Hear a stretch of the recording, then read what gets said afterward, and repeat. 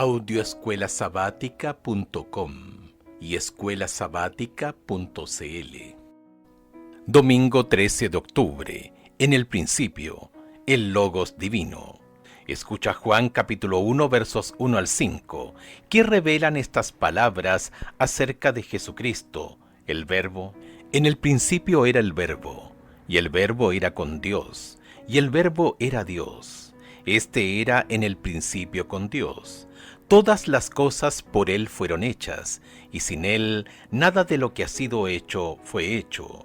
En Él estaba la vida, y la vida era la luz de los hombres. La luz en las tinieblas resplandece, y las tinieblas no prevalecieron contra ella. El Evangelio de Juan comienza con este asombroso pensamiento, comillas, en el principio existía el Verbo, y el Verbo estaba con Dios, y el Verbo era Dios. Juan capítulo 1, verso 1. Esta hermosa frase encierra una profundidad de pensamiento que apenas podemos abarcar. En primer lugar, el evangelista alude al relato de la creación. En el principio, Génesis capítulo 1, verso 1. El Verbo ya estaba presente antes del principio del universo. Juan afirma así la existencia eterna de Jesús. A continuación, Juan declara, y el Verbo estaba con Dios. En Juan capítulo 1, verso 18, el evangelista afirma que Dios, el Hijo, está en el seno del Padre. Sea cual fuere el significado de esas palabras, una cosa es segura: Jesús y el Padre están íntimamente unidos.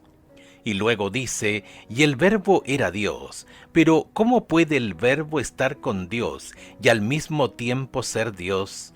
La respuesta se encuentra en el texto original en griego, en el que existe el artículo definido, comillas, él, pero no el indefinido uno. Lo importante para nosotros es que el artículo definido él en griego indica particularidad, es decir, un objeto o persona en particular. En la frase el Verbo estaba con Dios, el término comillas Dios tiene el artículo en el original en griego, por lo tanto apunta a un individuo en particular, el Padre, y el Verbo estaba con el Padre.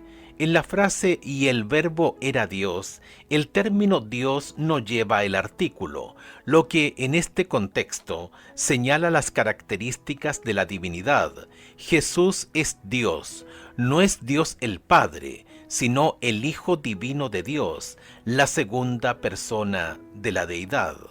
El apóstol corrobora esto en Juan capítulo 1, versos 3 y 4, donde dice que Jesús es el creador de todas las cosas. Es decir, todo lo que una vez existía llegó a la existencia en virtud de la actividad creadora de Jesús, el Dios creador. Comillas, desde los días de la eternidad, el Señor Jesucristo era uno con el Padre, era la imagen de Dios, la imagen de su grandeza y majestad, el resplandor de su gloria. Ellen White, El deseado de todas las gentes, página 11. ¿Por qué la divinidad plena de Cristo es una parte tan importante en nuestra teología? ¿Qué perderíamos si Jesús fuera, de alguna manera, un mero ser creado?